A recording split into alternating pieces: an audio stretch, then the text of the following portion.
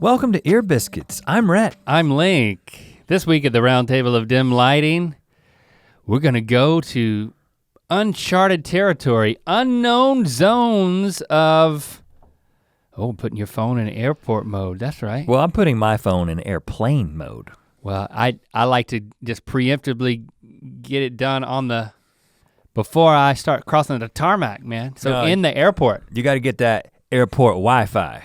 You know what? I know you're right, but I can't not call it airport mode because for some reason I've always done that. You know, one time I tweeted about the problem with airport Wi-Fi. Every airport has free Wi-Fi, but it never works. Sometimes you gotta watch a video and. Well, but I tweeted about that and then Ashton Kutcher, the Kutch man, tweeted back at me and was like, don't use airport Wi-Fi, incredibly insecure. Or incredibly unsecure. He wasn't like telling me that I'm insecure. He was saying that it was an unsecure network. Ashton knows your insecurities. And then he pointed me towards some app that like Cisco Systems, something he was probably involved in, which is some app that you use on your phone. You're not secure in Ashton's advice for you? No. I'm sure that any security expert. You think he was, did I turn your volume up by accident? No, it's just when you touch the volume, it made me think maybe I should adjust. You know, we see somebody adjust I'm sorry something. guys, we're adjusting all types of things today. We're gonna adjust what we want. It's like when you see somebody adjust like their shirt, and then you kind of naturally, well, maybe I need to adjust my shirt. I need to adjust my hair. We also moved your phone out because we heard you. Well, we heard one person. We read one person complain about, I don't want the phone in there. So fine, it's not in here. Yeah. We just want you give to us a freaking break. Happy, but I'm you're not saying questioning. that Ashton was selling. No, I'm not questioning that. I believe wholeheartedly that airport Wi-Fi is probably a bad idea, and anybody who knows anything about Wi-Fi security and that kind of thing would tell you don't get on a public Wi-Fi if you care about your information. But I'm just thinking that Ashton Kutcher is probably also personally involved in the product that he was pushing. Nothing wrong with that. I'm not talking about an insider trading situation. Did you reply to Ashton Kutcher? No, because I got to the tweet like 2 days late. I was like, whoa. You were on a 2-day flight? No, it just happened to see, like sometimes I go in and I click on who's replied to me and I click on verified to be like, what verified people are interested in me today for a self-image boost. You need a little pick-me-up. And I saw Ashton Kutcher. I was like, oh yeah, the guy, once you punched him in the stomach. Remember that? Did I punch him in the stomach? You poked him in the stomach with a pencil or something. I think we did a misleading thumbnail. Right. At some point about our meeting with Ashton Kutcher. You can look that up that was on the Good Mythical Morning channel before Good Mythical Morning existed. Mm-hmm. One of our first one of our fledgling LA visits, we had a meeting with Ashton Kutcher, airport Wi-Fi security expert, because we wanted to make sure that we stayed secure in all of our flight endeavors. But I believe he's also an actor. He's probably sincere. Okay, so this is a rabbit hole episode. We're gonna go down the rabbit hole. Yeah, that's what I was trying to say, uncharted territory. Yeah. I need to put my phone in airport mode too, because I have not done it. But and going back to that maybe spot, one of us needs to be available. You ever thought about that? You ever thought about the times we go into airplane mode when we recorded an Ear Biscuit, we go into airplane mode when we shoot GMM. But there's always someone that like, if a loved one needs to reach us, I mean, it's easy to reach us through other people. True that. But you know, there's this thing that if you go to a concert or comedy show or some sort of venue, they've got that pocket now that you put your phone in. They're taking people's phones. And no, you keep your phone, but they give you a pocket to put it in. Yeah. And then they have the key, so you can't do distracting things during the show to ruin other people's experience, like be filming or be texting or talking. But the thing that I don't understand is, and you can go outside in order to use your phone, but I don't know how you know if somebody's trying to get in touch with you. And I don't think they can get in touch with you. What if you made the bonehead move of like leaving an embarrassing ringtone turned all the way up, or there's an alarm that's gonna go off, and now it's in a bag. It's not a soundproof bag. Well, I'm sure they've, I kind of want to go to a show just to experience this phone satchel. I mean. What's it called? Do you remember? Phone satchel sounds good enough. That's our version. We're partnering with Ashton. I have many questions about phone satchel. Number one is what I just raised is what happens when something does happen to your phone. When it's not silenced. But the other thing is, there's no way that YouTube people, such as you and me, could get away with this. If we did a live event and we told people to put their phones in a phone satchel, there would be a rebellion. It would be a revolt. You know what I'm saying? Like Chris Rock can do it, and I think he actually is one of the comedians who that sounds right. Yeah. Did it recently. Traditional people can do it, but if we were to tell people that they couldn't bring their phones, that it seems so anti-internet to do that, doesn't it? Well, when we did the initial round of the tour of Mythicality, we did have this conversation, and we decided not to say anything.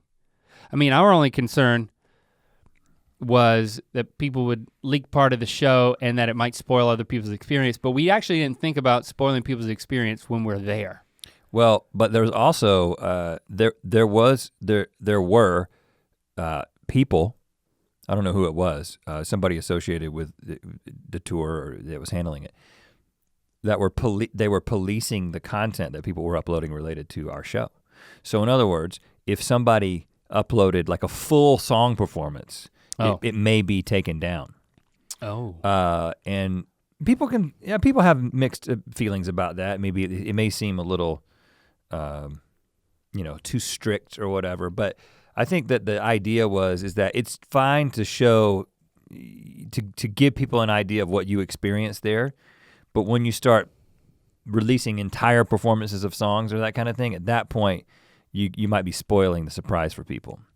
So I don't know what, I know, I actually saw some people tweet, hey, I did a vlog and I put this part of the tour Mythicality in my vlog and it got taken down. Ooh. It's kind of like, well, not really us doing that. And I hope you put too much. Yeah. And that was a good reason to take it down, not just a little bit. All that to say that we're not gonna tell you to put your phones in a satchel, but here, who knows, 3 years from now, we're telling you to put your phones in a satchel, and you're like, you remember that ear biscuit where you said you'd never do that? Well, then we'll just delete this ear biscuit. How about that? Well, let's just say right now, you know what? We just have a feeling that we wouldn't do that, but we also have a feeling that we might. we're ambivalent on the subject. Never say you'll never do something. Can't do that anymore. You said that we would never do something. What did I say? Oh, you might get me into trouble here. Yeah. What did I say I never do? Something. And then we were thinking about doing it. We'll never do full frontal nudity on Good Mythical Morning? Yeah, that was it. I never say never. I don't know, people say our standards are sliding year by year, so who knows, by the time we're 60, we'll be just two naked dudes. And you'll have to deal with it. But it'll be below the desk. You won't see it, we'll just tell you that it's happening down there. It'll just be the idea, just knowing that we're naked. We'll just be free. I mean, one episode will be like, I've taken my shoes off. I just want you to know. My shoes are off. It's kind of like in the plane. Mm. When do you do that? Sometimes I'll take my shoes off. Depends on the length of the flight, yeah. If you wait too late, then you might have stink feet when you take your shoes off. Really? I usually don't have that, but there's other members of my family that definitely have that. All the kids have stink feet. Oh yeah, my boys, man, their feet is horrible. Yep, I don't know what they do. I was definitely only talking about my kids. And I'm like, put your shoes back on, boy. But it is an interesting. I can, even in the house, like if we're sitting down watching something, like we're into Planet Earth 2. Oh yeah, if they take their shoes off inside, it's like, what is wrong? What is that All of a smell? sudden, we're watching Planet Earth 2 and I'm smelling animal. And I'm like, dang it, who took their shoes off? I always think it's, who brought in a new kind of cheese? You know? And shoved it down in the couch. I know you guys don't like strong cheeses. I do. That's the only thing that can ruin Planet Earth 2, by the way. It's a cheesy foot smell? Yeah. And then you just cap it back up with a shoe or send that person out of the room. But do you think that if we, I want to talk about Planet Earth, by the way. So if you're talking about something else, you'll come back to that because I just want to, because I'm still talking about the same thing that we were talking about a second ago. Oh. I haven't even moved on to Planet Earth yet. Okay. But if you think if we slowly introduced being completely naked. Oh, you were still on that. Morning. Oh, okay, you want to push that. So shoes, then you're like, one day I'm like, as you know, my shoes have been off in the past. Well, they've been off ever since then. But I think we my socks we'd are have to off. go tank top. Like one of us would go tank top, then the other of us would go tank top, then the other one would do midriff, the other guy would do midriff. No, I'm saying it comes from the bottom up. One day we're like, we look no different, and then all of a sudden it's like, well, I'm just not wearing pants today, nor am I wearing shorts. It's not gonna impact your experience, or maybe it will. Oh, I don't even know what just happened physically to your face. I burped while I was talking. But you didn't stop. You just kept talking, which I like. You burped through it. Let me see if I can do that. What was the word you were saying? What was the word that you were saying? Because I want to say the same word. I'm sorry. I mean, that is not good podcaster form. Do you know the word you were saying? If a man has got to burp during his speak, it's bound to happen. I mean, this is more embarrassing than letting my wiener hang out on Good Mythical Morning. No, it's not. I can't do it. I can't talk burp. And who wants to hear that anyway? Nobody. I'm sorry. What's wrong with you? It wasn't clear that's what had happened. I kind of figured. Planet Earth 2. Oh no, don't want to talk about it now. Oh, but you've been enjoying it. Well, when you said full frontal nudity, I was just saying from the waist down, like newscaster nudity. That's all that really matters though, isn't it?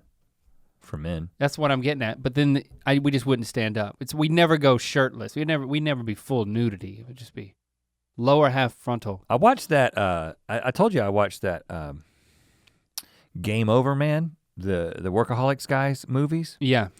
I don't typically choose to watch comedy movies, you know this, and the old adage is if you work in comedy, you watch drama. If you work in dramedy.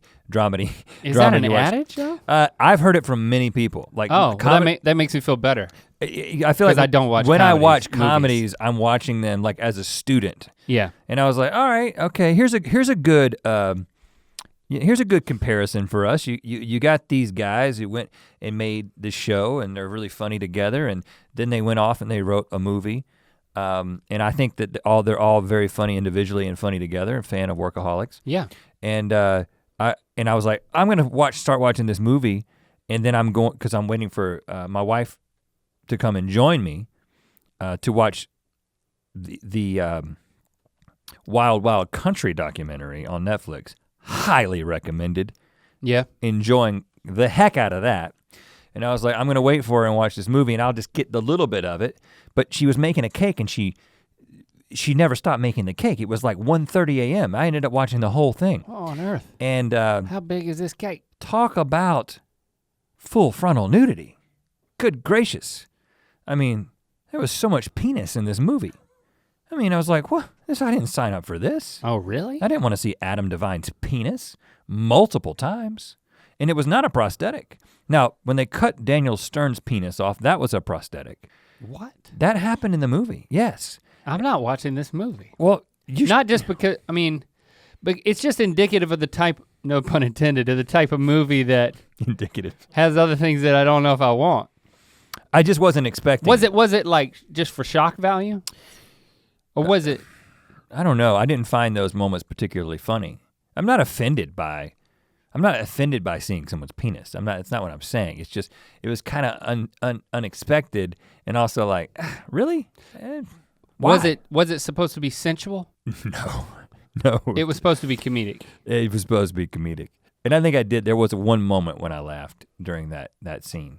But there was just a lot. I mean, I think they could have just pulled back a little bit. You know what I'm saying? They could have just pulled back a little bit. Turtle could have gone in the shell a little bit. But that's all you're gonna say about it? So you are recommending it? I am not recommending it. No, I'm not recommending it. Just the way it all came together is not the way that it all came together with Workaholics. That's all I can say. I still think the guys are very funny. I just think that I was a little distracted by the amount of penis, and in general, it just didn't gel in the way that their comedy has for me in the past. No pun intended. We're gonna get to a question, your question that will lead us down the inevitable rabbit hole. But first, we're going to let you know that you can get Link shirt at mythical.store. You can get all types of stuff. We just want to invite you to go over there and browse. There are pictures of us wearing stuff, as well as some other Mythical crew members. And you know what? You too can wear the stuff if you purchase it. There's the Amazon store, and then there's mythical.store, and there's just stuff to wear to rep your team. That's us. You're one of us now. How do we know? Because you're wearing the shirts, or drinking from the mugs, or styling your hair with the creams. The pomade. Yeah, pomades. Rep your mythical self at mythical.store. Yeah. Highly recommend Planet of the Earth 2. Mm-hmm. I'm not gonna talk about it now, but it's I'm gonna open this envelope. Boy, it's sealed tight. This thing's been sealed up for a while. Really, really licked it. Okay, here we go. Don't know what's on this. We're gonna read it, and then it's just gonna lead us on the friendly conversation. I pulled the thing out and then I blew in the envelope just because I saw Letterman did that, but he would do it in order to get the thing out, but I already had the thing. Letterman or Johnny Carson? Johnny Carson definitely blew as the amazing. Yeah, what was his name? You're right. What was his name? I can't remember the guy who told the jokes in reverse. Ed McMahon laughed. Chris Clay asks, I would be interested in hearing your bucket list. You are both very different people, so I wonder how they compare. Ooh, bucket list. Now, I'm just gonna jump in there and say that. You gotta jump right in the bucket. I've got like a couple of different apps that have lists and notes in them. Yeah. Like there's the Notes app, Evernote. We were both big into Evernote a few years ago. I'm still pretty big into Evernote. I still use Evernote for like my personal note taking. Just burped, but I stopped talking and I did it silently. That's good, I like that. That's good technique. Yeah, I'm working on it. Yeah. I've thought about creating an Evernote, a personal Evernote, because I got the personal Evernote, I've got the creative Evernote, and then I've got the Rhett and Link creative shared Evernote. Yeah. Which we don't use that much anymore because of the Google Docs. Yeah. But the Link personal, I thought about putting one and calling it bucket list. I already have one. And started to create it. I'm about to break it out. I do not have one. I have one that's called Thoughts, which is kind of like the subreddit shower thoughts. Like I have those. They're just for me. Thoughts. But so I'm gonna have to come up with my bucket list. You have a bucket list. It's not very long, but I think it'll be enough to get us started, and I think it'll give you some ideas. And I do think every time that I've thought about a bucket list, I've immediately thought, well, it would be nice if my good buddy Rhett created a bucket list and I could just like pull from it. Yeah, well that's what's about to happen. Like if your bucket runneth over. I mean, if your bucket runneth over. I'll catch it. I mean, even when it comes to like vacation stuff, I tend to think about vacations a lot when it comes to bucket lists, like places I want to visit. Like you tend to think more about that, and I'm like, yep, good idea. I didn't have to waste my energy. I could just harness yours. I'm like a bucket list leech. I'm proud of it. No, you're like a guy who gets in someone else's bucket list. And then if somebody already's carrying a bucket, just get in the bucket. One day you're gonna go out and look in your bucket and you're gonna see it's empty because I like slurped everything out of it. I do think that you're gonna be really into many of these things. And I gotta say that I pictured you being there for at least some of them. And I will say, if you haven't listened to our classic ear biscuit on Rhett's layers, we go into, if I can recall correctly, a lot of detail in terms of that dynamic of what I just discussed. And many of the things that are from my layers have translated into my bucket list. I also have a list called Things I Like, which you've been with me at different times where I've enjoyed something and then I'm like, I'm adding that to the Things I Like list. And it brings you even more pleasure. It's like we're eating at this restaurant. It's like, gosh, this is so good. And then it's like your face lights up, you pull out your phone, you're like, I'm gonna put that in my favorite things list. Things I like. Things I like list. Yeah. Because then you know, oh, I'm in New York. What do I like here? Oh, let's look at the things I like. Now I will tell you, if I pulled out a list, I could beat any list you've got with my packing for the RV trip list. So that would be really exciting. I'm not gonna feel too. inferior just because I'm really hedging that I'm gonna leech off of your list, because if I've thought about publishing my packing for an RV survival kit list. I'm sure there'd be an interested audience. Pretty small, but somebody's interested. Very interested though. Very motivated. Okay. You gonna do these one at a time? Yeah. I mean, we got time. Yeah, number one, and these are in no particular order, they're just in the order that I added them. Fly an ultralight trike. Fly an ultralight trike. Is this the most recent one or the first one when you created the bucket list? B. So when you finally broke the seal on creating a bucket list, this was the idea that did it. Like, what prompted this? Were you like, did you see an ultralight trike in the air? I think I probably saw a video or a movie or something where there was one flying, and I was like, man, you really let that dream fly away. No pun intended.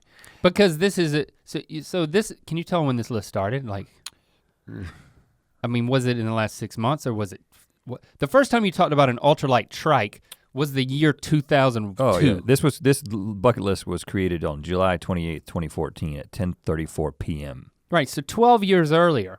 Most recently added January 14th, 2017? What? This hasn't been that long, has it?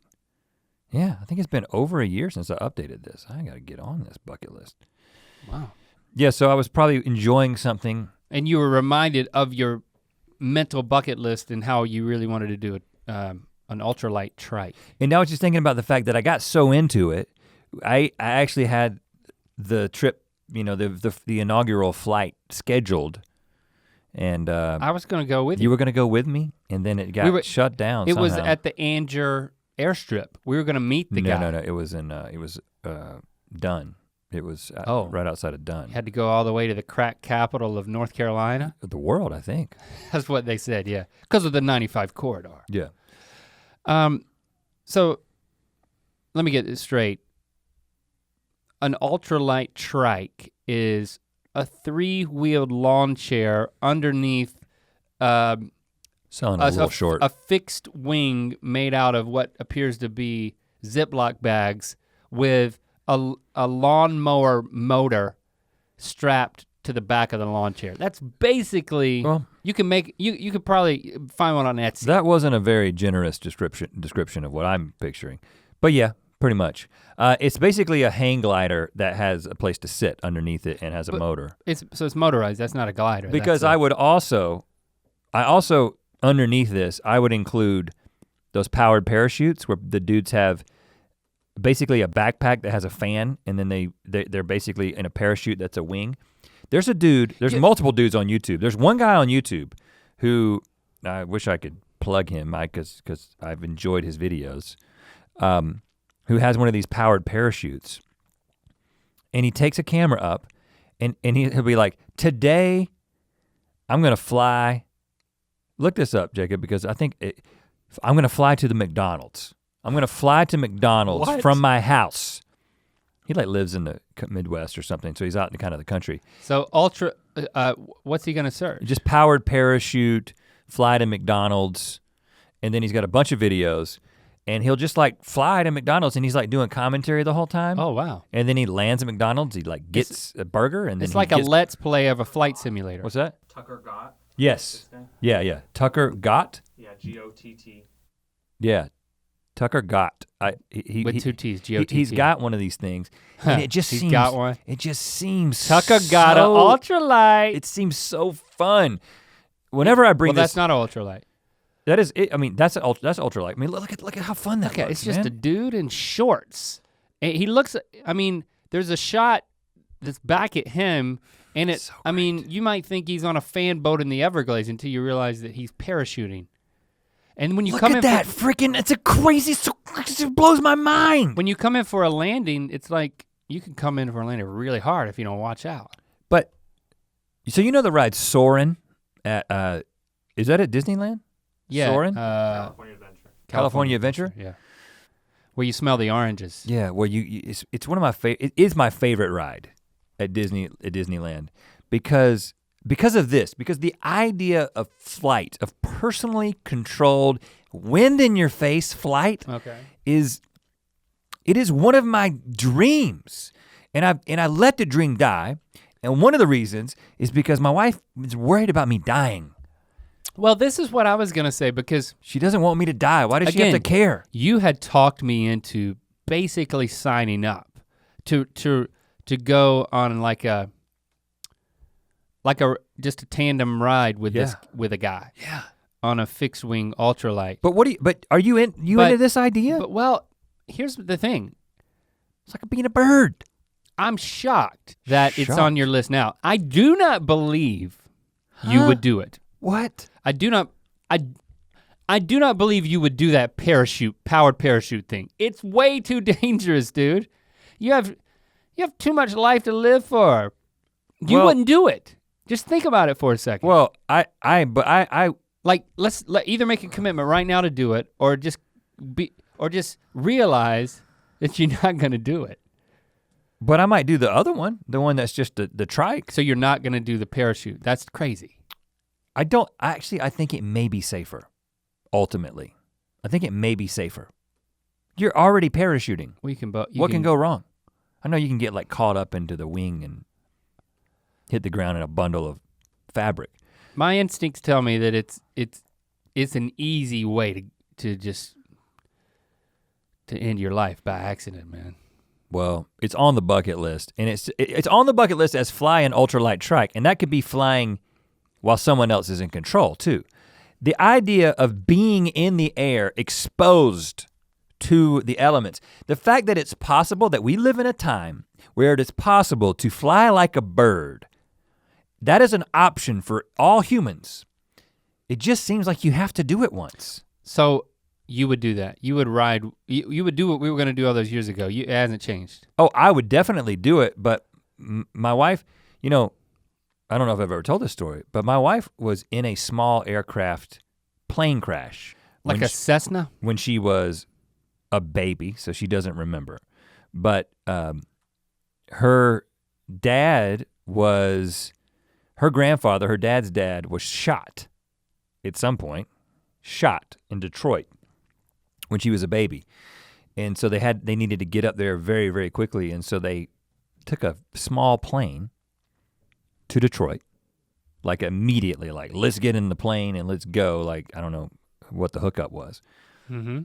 And then on the way back, they lost power and ended up basically crash landing, like hit a power line and then like crash landed, and nobody was hurt, they were shaken up. And so wow, the idea around like small aircraft and the danger that comes with small aircraft is something that's just like in her genes. It's part of her family heritage. I know, and so but she doesn't want me to do anything like this. But that's akin to like going on a helicopter tour like we both done, and I did recently, but I don't know, it's just this seems so more rickety, man. It's like, would you go on an unpowered glider, like jump off the side of a mountain tandem with someone who's well qualified on a glider? I don't think I would do that. I don't think I would do that, but I do what it has a motor. I don't think it's that much different. You're on a slippery slope and it's a long fall. Okay, well let me take you to another idea. Well, but it did inspire something that's going on my bucket list, which I have said, which is I want to ride a horse at a gallop. I want to do no loser Palm Springs situation. I want to ride a horse at a gallop. That seems like a pretty easy one to get to. Great. I mean, like there's nothing like checking off something off your bucket list. I mean, that could probably be arranged in the next 5 minutes. Like we could be down at the Burbank Equestrian Center and be like, this man wants to gallop. And they'll be like, is he dying?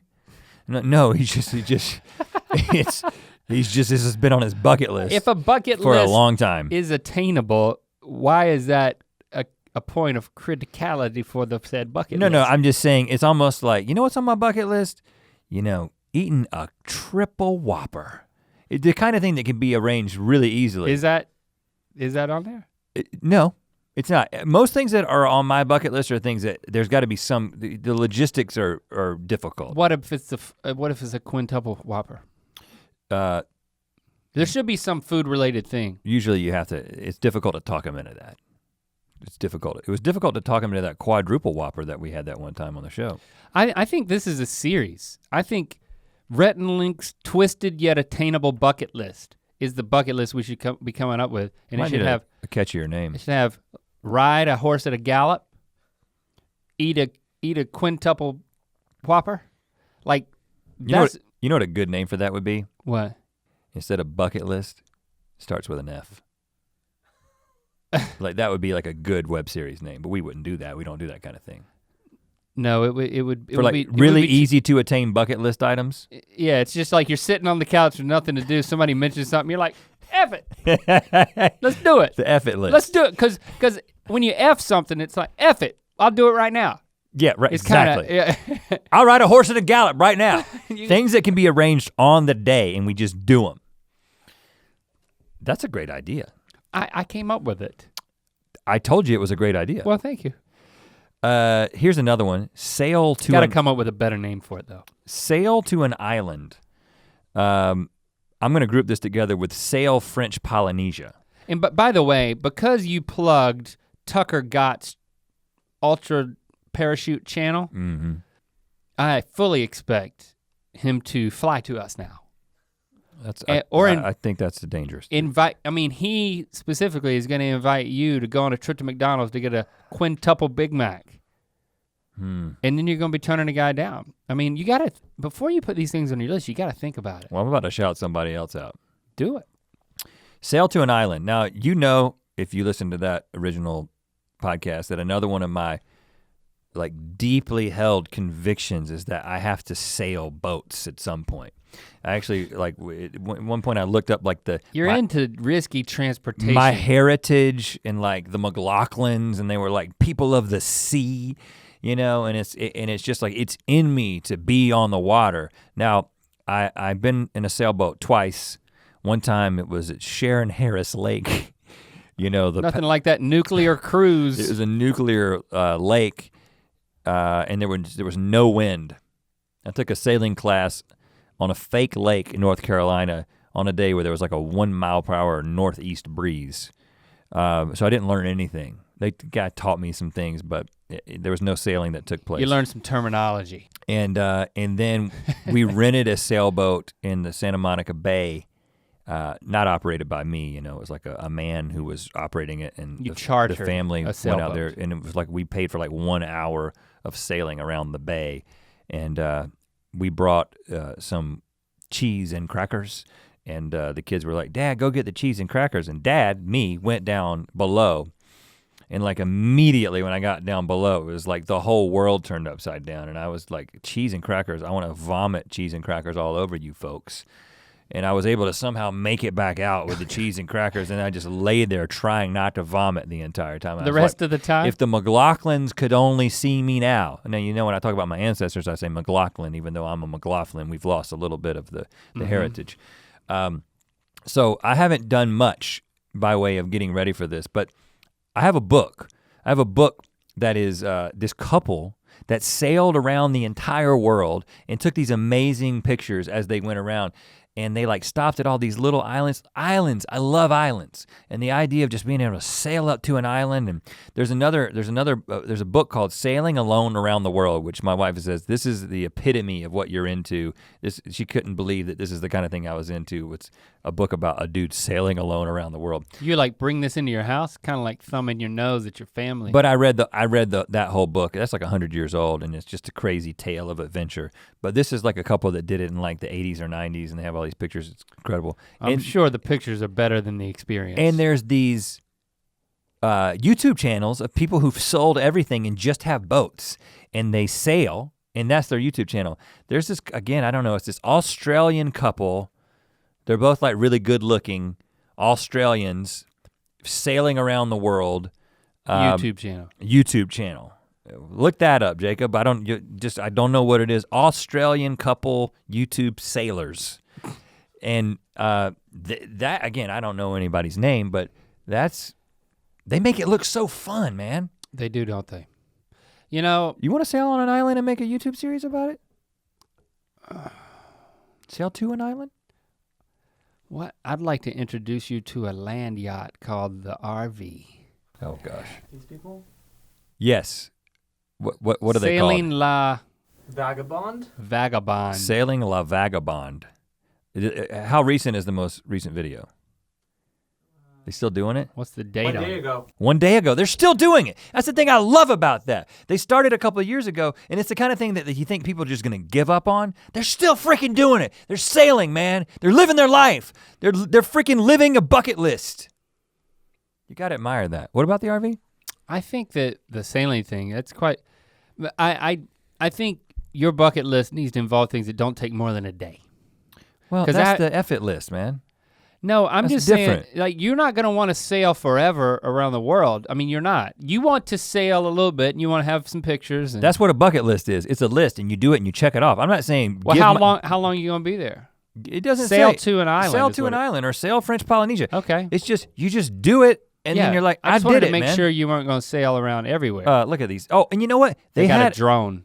they had a company give them that catamaran, that big sailboat, because they went out and they did their stuff, and then somebody said, "Hey, we're gonna give you an awesome boat." You gotta be really good looking though. Now you're gonna buy that. You want to buy that boat. So, Man. would you do this with me? We just sail to an island. For 5 to 6 days, yes. We're not gonna get to any cool islands in 5 to 6 days. I think we gotta commit 2 months of our lives to this.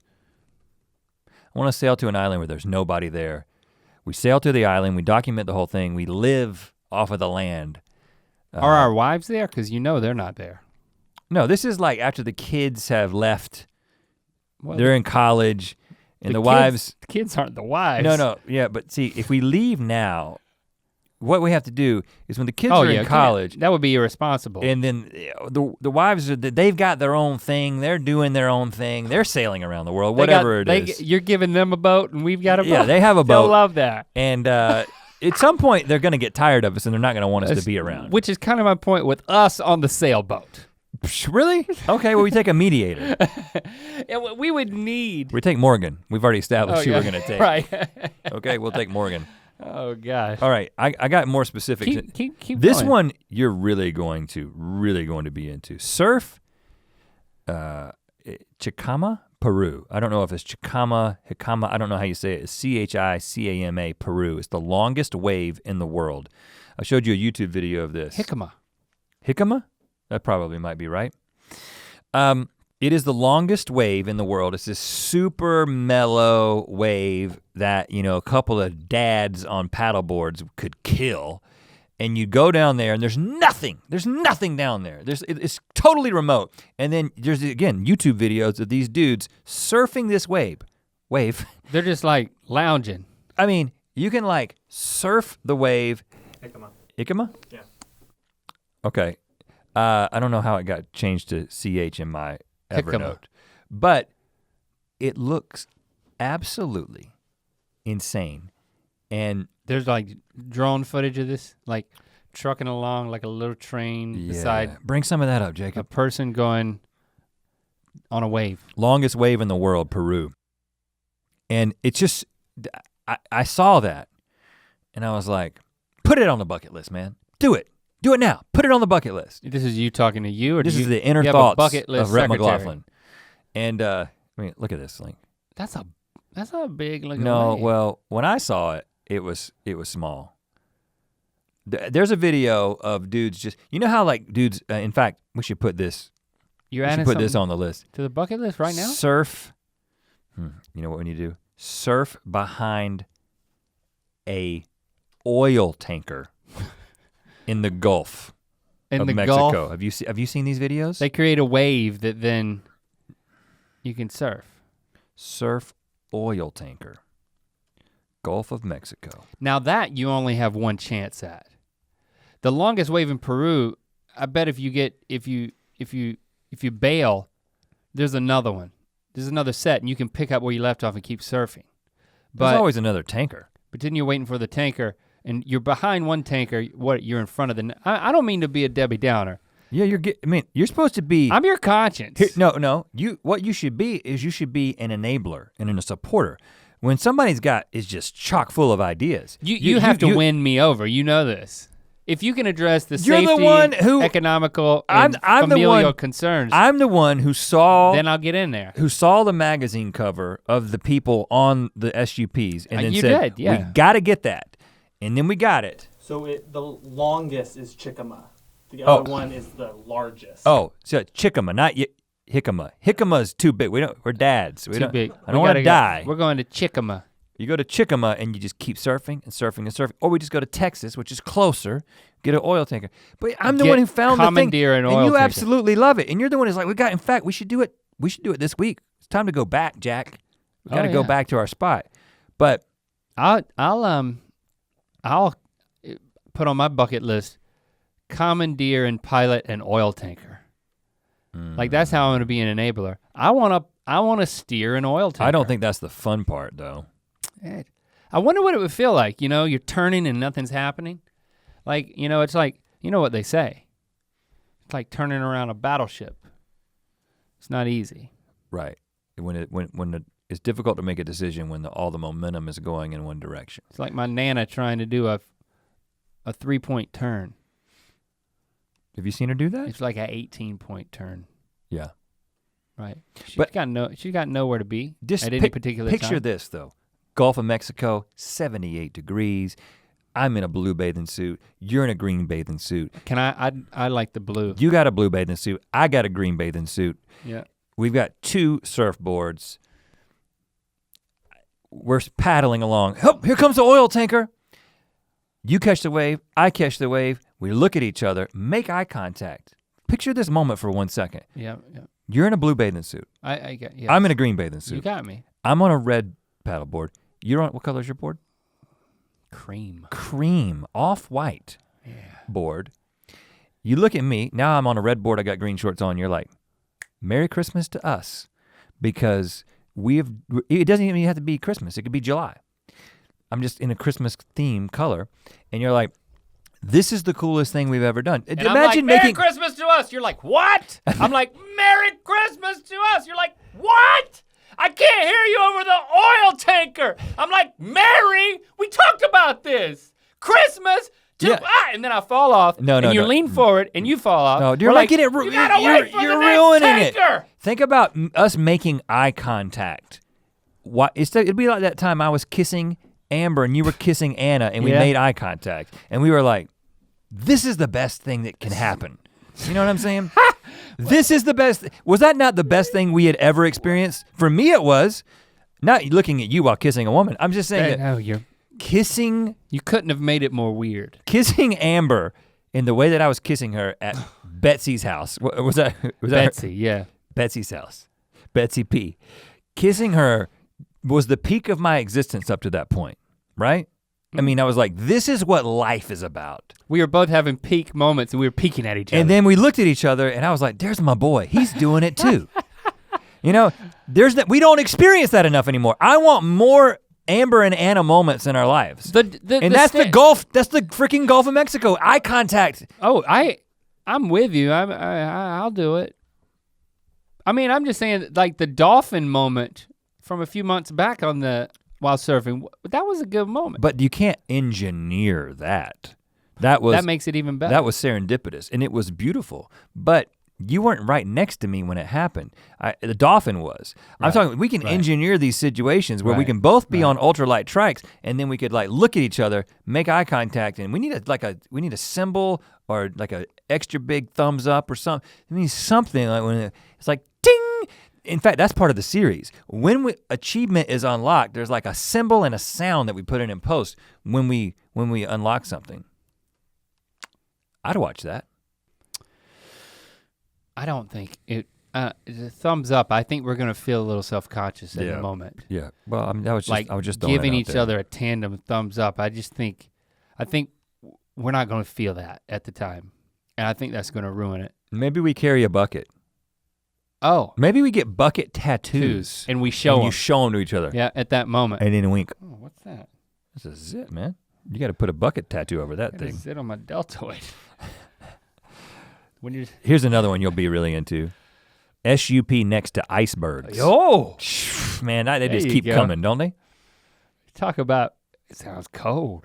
Yeah, you wear. Again, I'm being negative. You wear a very thick gotta dry sell suit. me, man. You wear. I would All do you this. have to do is Google, and then you'll be like, "Yep, got to do that. That looks incredible." I'll move out of water sports. Stay at a castle. Stay at a castle. Spend the night at a castle. Are they updated inside? You mean you want like HVAC?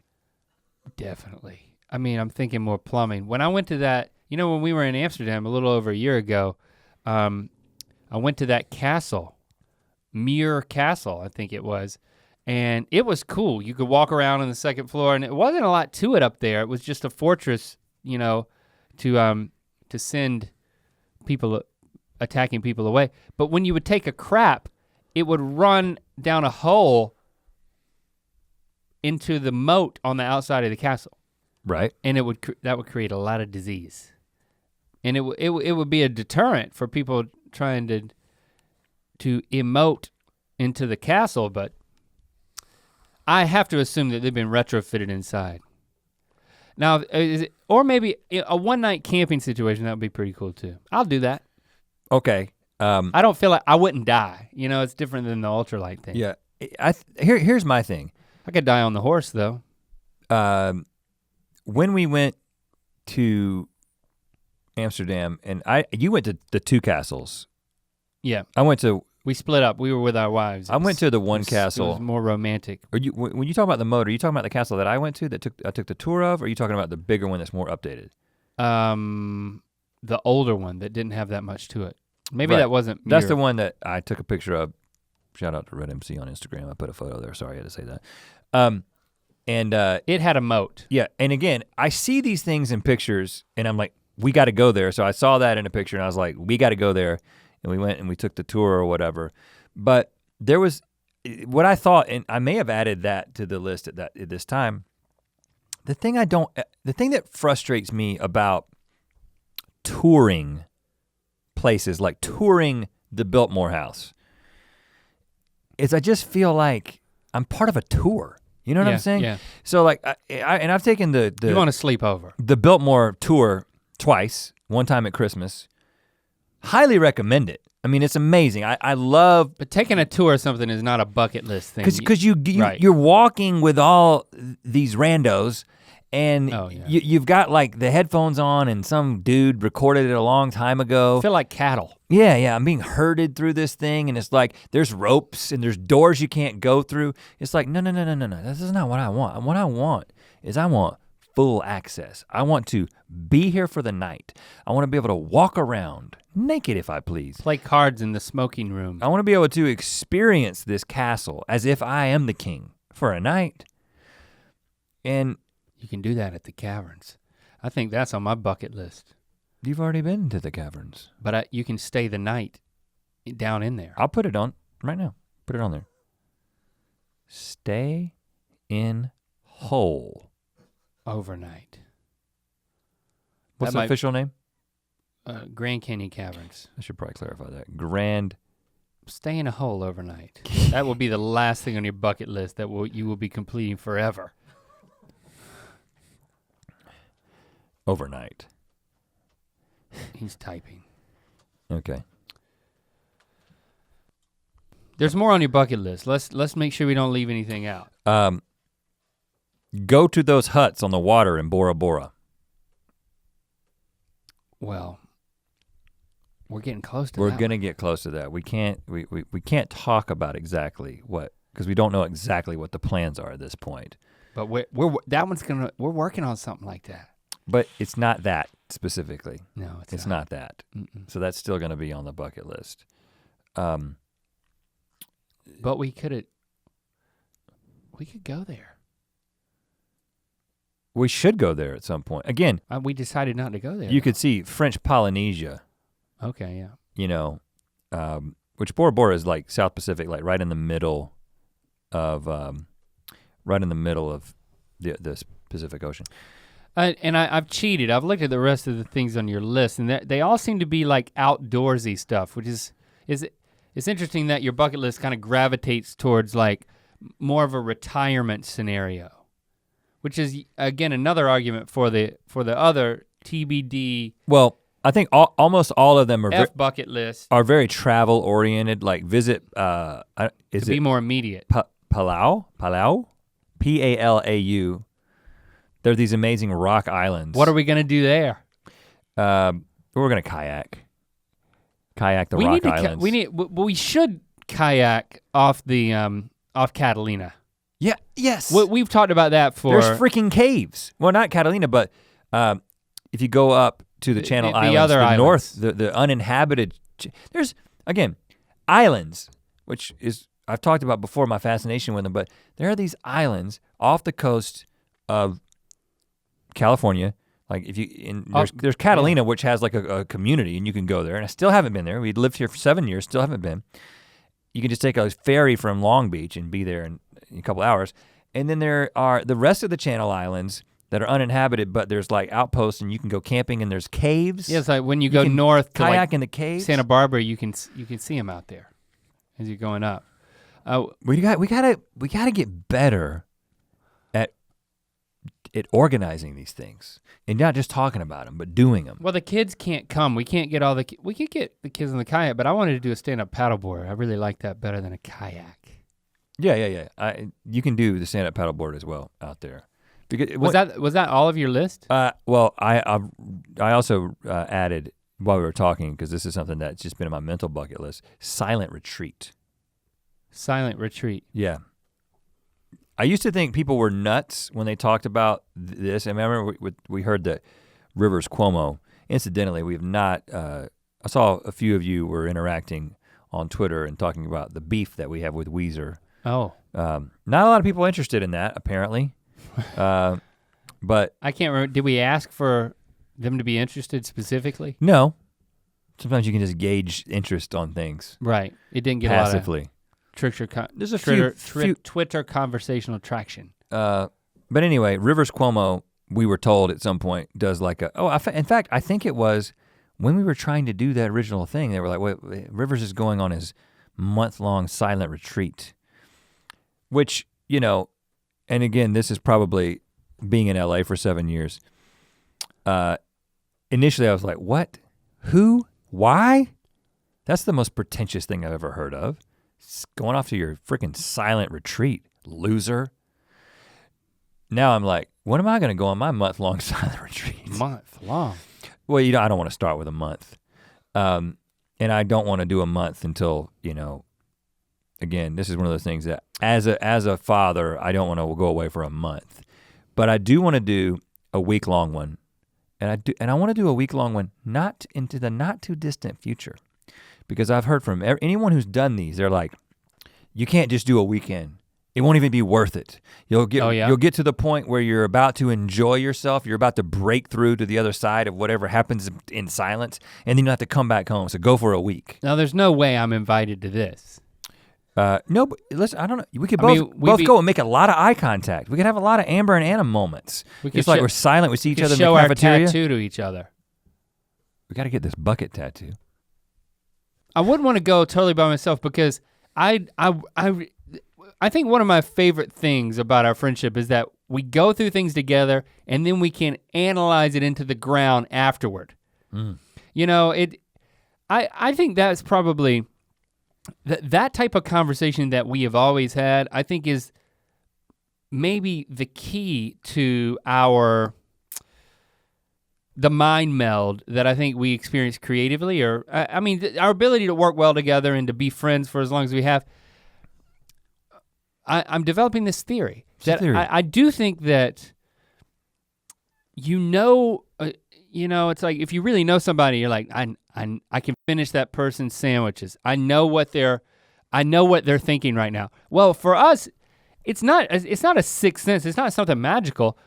We've spent hours and hours, weeks of our lives, when you add it all up, just rehashing shared experiences and then like coming to conclusions about the experience, the people, the things. Isn't that true? Yeah. That's the great thing about a friendship or a partnership or whatever it is. So like for a silent retreat, I wouldn't want to go without somebody being there. It's like whenever I came out, it'd be like, now, was I crazy or was that crazy? Or you know what I'm saying? I definitely I just agree. want to have someone who can like, because when you come back and tell me about your silent retreat, I'll be like, man, I'll take your word for it. But it's just like, and I'll get a kick out of it. But that's my bucket list, man. Talking about the shared silent retreat afterward, but like having this tension build for 7 days when you're making eye contact and you're doing thumbs up and you're looking at tattoos of each other, but you can't speak. And then you're like, man, I can't wait till we can talk about this. Like, I don't know what happens at a silent retreat. Maybe nothing. Well, there's nothing to talk about except in your own mind, but I do think that this. maybe I'm describing a cult. Well, because of that wild thing you got me watching. Well, here's what. I totally agree with the general sentiment. My bucket list is just to be a friend. Of like, you want to have a shared experience, and I believe that just like a dream, it's really the recall of the dream that makes the dream worth having. You know what I'm saying? Like, I think that you're going to relive a memory. And you're gonna revisit, just science shows that as you revisit something that happened, that you basically write over it and change it a little bit every time. But it's the act of remembering, that basically makes the whole event worth living in the first place, right? Okay. But, and having somebody to share it with in the way that we talk about, a lot of, Stevie says, nobody remembers their childhood like you guys do. And I'm like, well, I don't know if that's true or not, but I think one of the reasons that we do have certain details is the fact that we talked about them so many times. You've got somebody to talk about this stuff with. Remember the time? And then you're like, yeah, and this, and you fill in the details, and yeah. And so you kind of develop this picture of your past. Mm-hmm. So that applies. But specifically with a silent retreat, I think, at least for the people that I've talked to, there's like a breakthrough that can happen in that time. And it's more about solitude and like process and like looking inward. And then there's like these levels of consciousness that you can kind of explore. It's a deeper thing. So while you'd want to talk about it, I think it would be distracting to be in the middle of wanting to get to some point, and then it's like we're tapping each other on the shoulder and showing the bucket tattoo and making eye contact. So I think that it probably works for most everything except the silent retreat, because the silent retreat's about be silent. It's about you. It's about you as an individual. Right. It's about getting to some deeper layer of the onion of yourself that we just haven't gotten to yet. You know what I'm saying? Okay, fine. I'm not invited. I get it. No, no. I'm just saying we should go to different silent retreats or go to a different time, because you're not gonna want to be like, this isn't a kissing Amber and Anna situation. That's for me. That involved a lot more noise. That's icebergs and sailing and holes in the ground.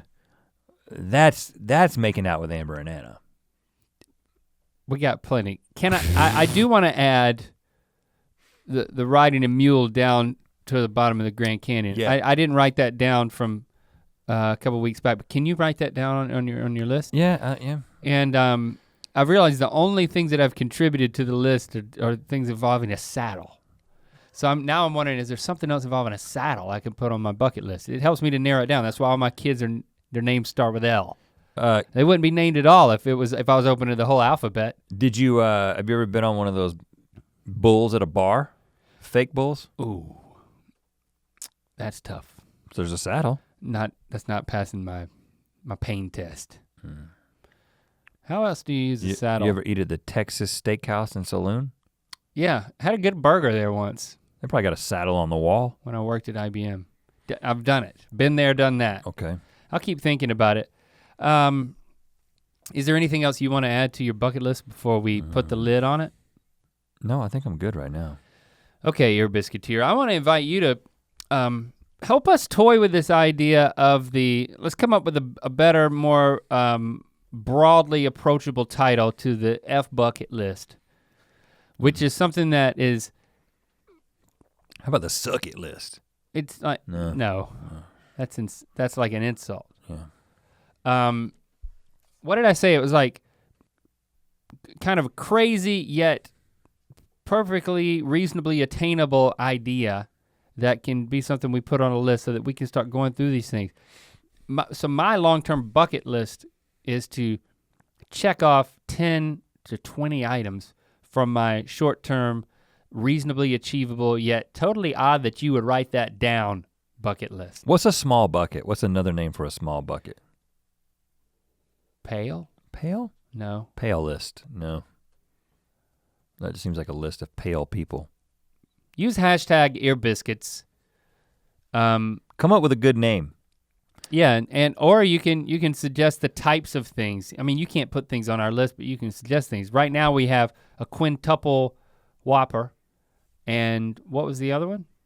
Riding a horse at gallop. Yes, why did I forget that? Yeah, and I think that's probably, I think that the quintuple whopper probably doesn't qualify. We need some more food on it. Okay. We're too outdoors oriented. It doesn't really reflect the brand, honestly. We're sitting here indoors in dim lighting, and you're listening to us. Thanks for doing that. You know what? We're gonna speak at you again next week. Chris Clay, thank you for asking the bucket list question. I hope you weren't disappointed that I don't even have one. Yeah, and next week, Link, I'm gonna have a saddle for you to sit in. Everywhere. No, just here. Oh. It's a saddle. I can't take it everywhere. I can't go around on like a hobby horse. I want you to be able to sit in a saddle when you do Ear Biscuits, because I feel like I owe it to you. Great.